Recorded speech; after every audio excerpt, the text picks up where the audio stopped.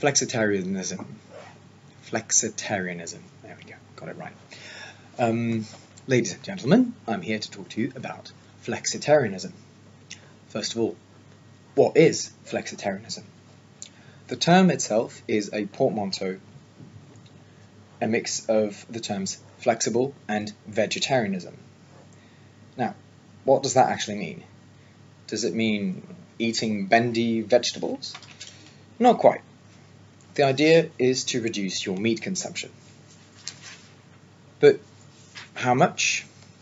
Well, to be honest, it's not really specified in the idea. So you might say that the concept itself is flexible. Now, why would you want to reduce your meat consumption? I'm going to give you a list of reasons.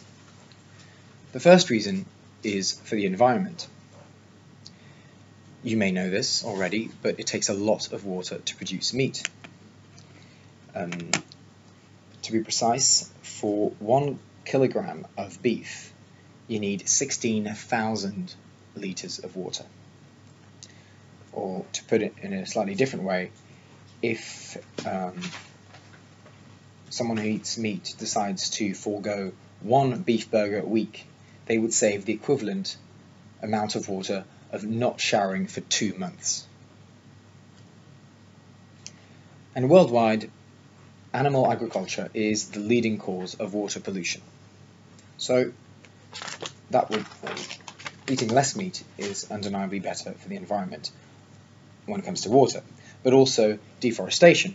Animal agriculture is also responsible for a huge amount of deforestation, 91% of Amazon forest destruction, to be precise.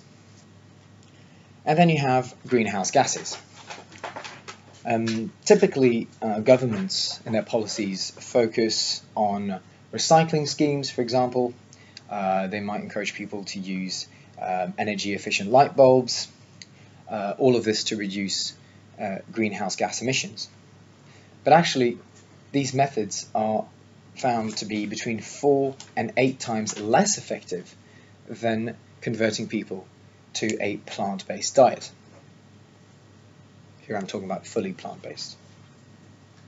But reducing meat would go somewhere towards that end. And of course, here I'm not even talking about all the energy required to grow the food that then feeds the livestock, moving that livestock around, which is the transport.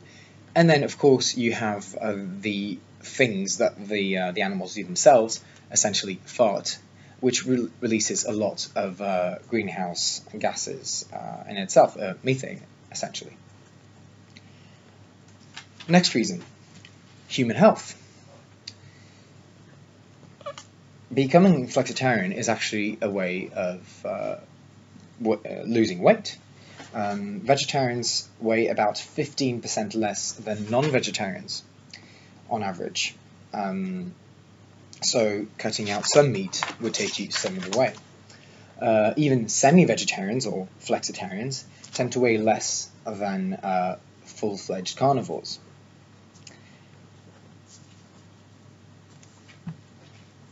So that's for your weight, but there are other reasons. For example, I think it's quite well known that excessive red meat consumption can lead to cancer.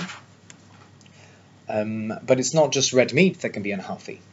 Poultry meat is apparently linked to the the majority of cases of food poisoning every year, with almost 250,000 Britons suffering from food poisoning because of poultry meat. And then from a public health perspective, it would also be quite beneficial for most people to cut down on their meat intake, because you would have less intensive farming. And as you might know, intensive farming or intensive raising of animals is one of the leading causes of antibiotic resistance. So this resistance would become almost a thing of the past if people were to drastically or at least significantly reduce the amount of meat they eat. moving on to my next reason. World hunger. That's a reason that's put forward. Apparently, if we all just became vegetarian, then world hunger would be solved. And Britain, for instance, could feed itself without resorting to all the imports that we were talking about a moment ago. Personally, I'm quite skeptical about that, because I'm fairly sure this is true. We already know that the world can feed itself. It's just a matter of distribution. So I'm not sure that's the best argument, but it's out there. Moving on. Animal welfare. You might have put this first. You might say it doesn't make sense because you're still eating meat. So there are still animals suffering out there. Now that is true. But if, say, you only eat meat once in a while, for instance, once a week, then you could probably afford to only buy organic meat, which is typically obtained in ways that are much nicer for the animals. Next reason, it's cheaper. Just to give you an example, if you choose to go vegetarian just for a day, you can probably tell the difference. Your wallet can, quite probably. If you get chicken breasts, say, from a supermarket, that will cost you about £3. But with £3, if you're clever enough, you can cook up a meal for a whole family, a vegetarian meal. So that's something that's worth noticing. So those are the reasons why you might want to become a flexitarian, and you might say there's something of a trend currently.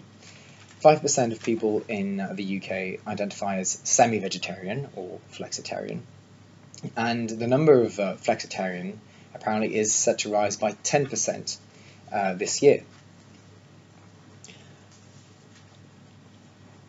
Meat is becoming less and less popular amongst the population. 40% of people agree that they eat less meat than they used to, and that actually goes up to 45% for women. You have a third of people who are actively choosing to eat less meat, and 28% of people between the ages of 18 and 24, and 27% of all women would agree to say that by 2025 their diet would probably be mostly meat-free. So that's 28% of people between the ages of 18 and 24, and 27% of all women, mostly meat-free by 2025.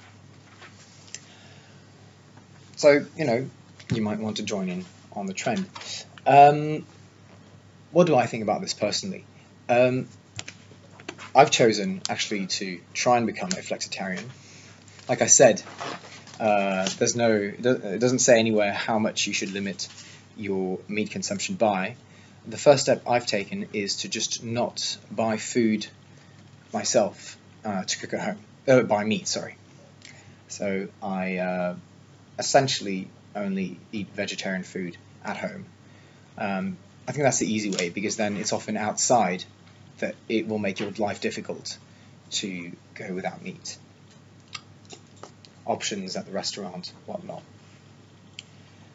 And the point of flexitarianism is that it's all in all a much more realistic target for many people than just going full vegetarian. And you can still get most of the benefits. Thank you.